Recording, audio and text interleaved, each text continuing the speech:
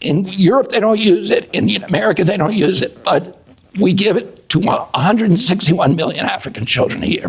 The globalists continue with their post-election autopsy. Why did we lose? How did we lose? Why won't people do what they're told and let us help them into internment camps and seize control of their lives, usually under the auspices of concern? Take your medicine. Watch the media we want you to watch. Revere and worship our preferred billionaires and loathe and detest the billionaires that we loathe and detest. Is there any figure more likely to benefit from the globalist advances of the increasingly disrupted and crestfallen centrist left than Bill Gates? What is Bill Gates all about? Many people still claim that Bill Gates is the world's greatest philanthropist, looking for ways to help us across the world, on the continent of Africa and all across the nation of India. There he is, Bill Gates helping. Throughout the pandemic, here he is, Bill Gates offering you a little bit more help. Have some help. Have a vaccine. Do you invest in vaccines? Mind your own business. That's misinformation. Here's some money for the BBC. Here's some money for the mainstream media.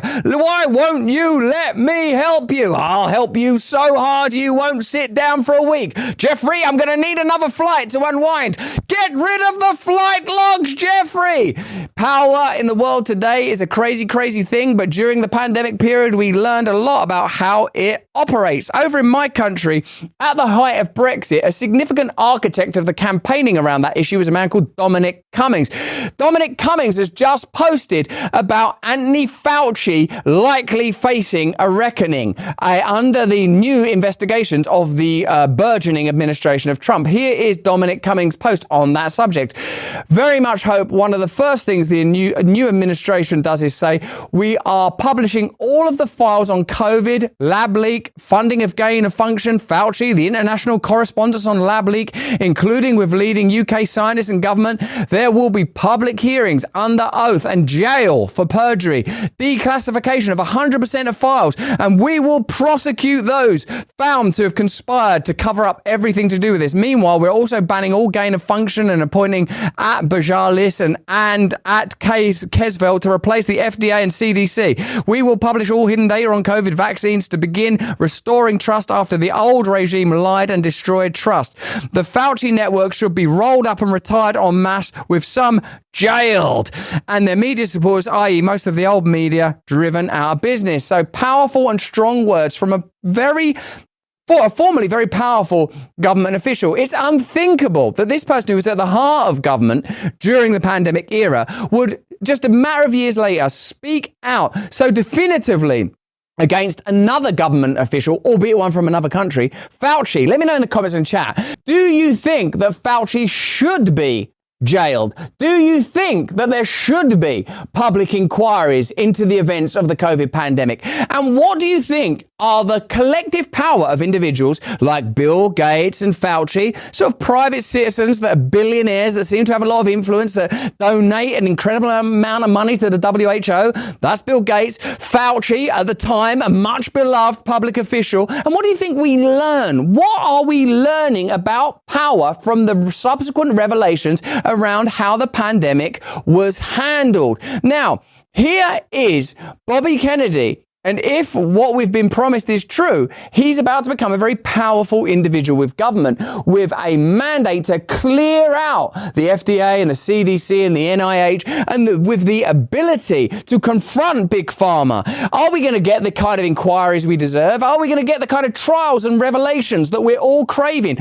Are we going to get the kind of apology that many people think they're owed for the way that your country and mine, and indeed the world, was run during that pandemic period? Certainly, Bobby Kennedy's been incredibly outspoken about Bill Gates and the impact of his vaccines in another area, both of medicine and of the globe. Vaccines that Gates advocated for and pushed in Africa and their impact. Now, while this might seem tangential to you, it's significant because we've We're learning now that there is a new narrative, there is a new power, there is a new appetite. And where did the appetite come from? It came from you. That all through the pandemic period, we're like, are we being lied to? What's going on? Is it right that Bill Gates gives all this money to the WHO and then he's on TV telling us we got to take this or that? Is it right that we weren't told that it was never clinically trialed against transmission and yet they were telling us that we were going to kill our grandparents if we visited them? Hey, were they shutting down the truth about adverse events? A variety of adverse events, the ones that have now proven, myocarditis, pericarditis,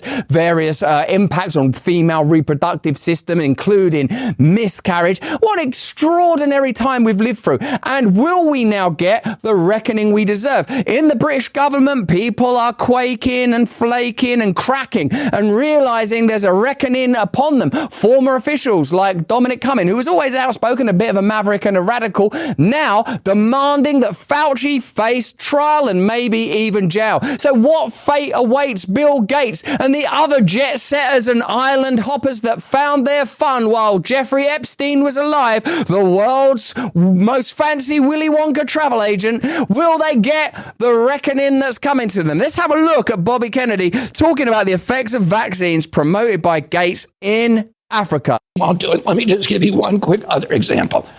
The most popular vaccine in the world is the DTP vaccine, diphtheria, tetanus, and pertussis. We banned it. We got rid of it in this country because it was causing injuries, brain injuries, severe brain injuries or death to 1 in every 300 children. We used it in the 80s, and that's why there was all this litigation against vaccine companies that precipitated the passage of the Vaccine Act that then gave them immunity from liability. But in Europe, they don't use it. In America, they don't use it. But we give it to 161 million African children a year. So Bill Gates asked the Danish government to support that program and said it saved 30 million lives. The Danish government said, show us the data. He wasn't able to. So they went to Africa and did their own studies. And they looked at 30 years of DTP data. And what they found shocked them all. They found that girls who got the DTP were dying at 10 times the rate of unvaccinated girls. But they were dying of things that nobody had ever associated with the vaccine. They were dying of diphtheria, of anemia, malaria, bilharzia, pulmonary disease, respiratory disease, and pneumonia.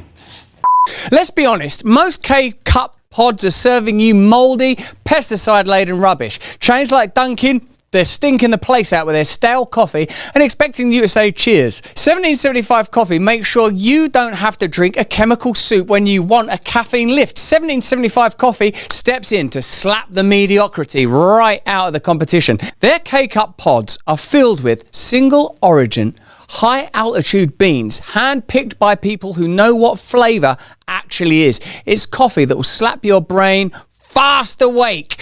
Faster, in fact, than a government scandal. Who doesn't need an injection of this new caffeine inflection? Kamala Biden? Get this stuff down here.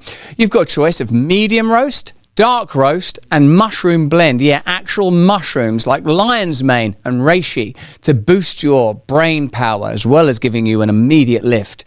Because let's be honest, if your coffee isn't strong enough to overthrow a small government, what's the point? This coffee is for people who don't want a participation trophy. This is coffee for winners. Go to 1775coffee.com, grab your 24-pack and tell corporate coffee to take a hike. That's go to 1775coffee.com, grab your 24-pack and tell corporate coffee to take a hike. Caffeine that will help you overthrow the powerful. And nobody noticed for 30 years that it was the vaccinated girls and not the unvaccinated girls that were dying. And what had happened is these girls were not dying of diphtheria, tetanus, and pertussis. The vaccine had protected them against those, but it had also ruined their immune systems. And they were unable to defend themselves against other just minor diseases that other kids who had hardy immune systems were able to fend off. So that's why you need these long-term studies, and that's why I'm worried that we don't do that here in the United States. This is what I love about populism. Populism means that people are going to be listened to and heard. Populism is a dirty word among the elites who regard us as the vulgare, the ignorant, the great unwashed, those that need to be controlled, those that will have nothing and be content, those of us that will sit down and shut our mouths at the behest and impolite, ignorant request of those centralized and centralizing bureaucrats. Well, it seems now the world is changing fast. And whilst it isn't an absolute utopia, and if you know the origins of that word, you wouldn't want one, it does seem that there's a trend towards questioning institutions, questioning legacy media, questioning lawfare and the movements of the judiciary. And with all these questions around across the world, surely government officials are looking at their actions and wondering what kind of decisions they're going to be making, recognizing that surely across the world now, we're going to see populism rising up in elections everywhere. They can't control the media. Or J.D. Vance says America will leave NATO. So the EU must be quaking.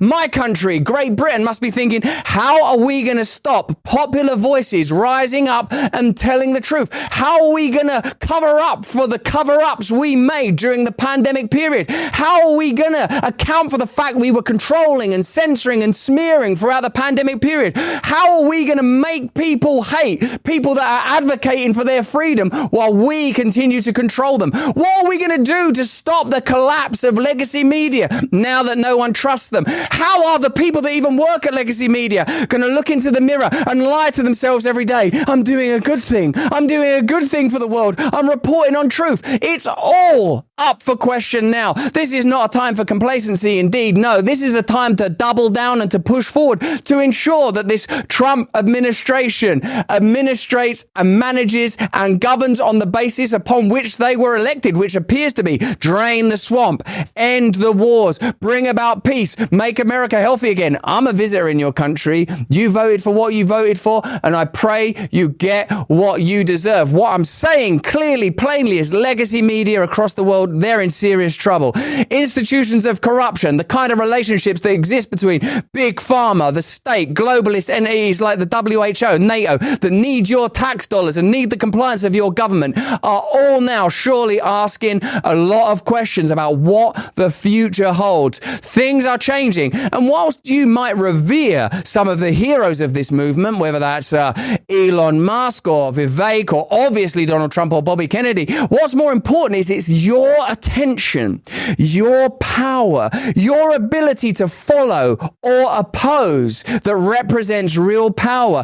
That's why, of course, I will always advocate for your own personal relationship with God to be moved to the forefront so that we can't be duped, misguided, misled, controlled, or lied to in the way that we have been by globalists in the past. If we have our own personal connection with a higher force, if we have our own set of virtues that include things like sacrifice and service, we're no longer the malleable dupes that they require us to be.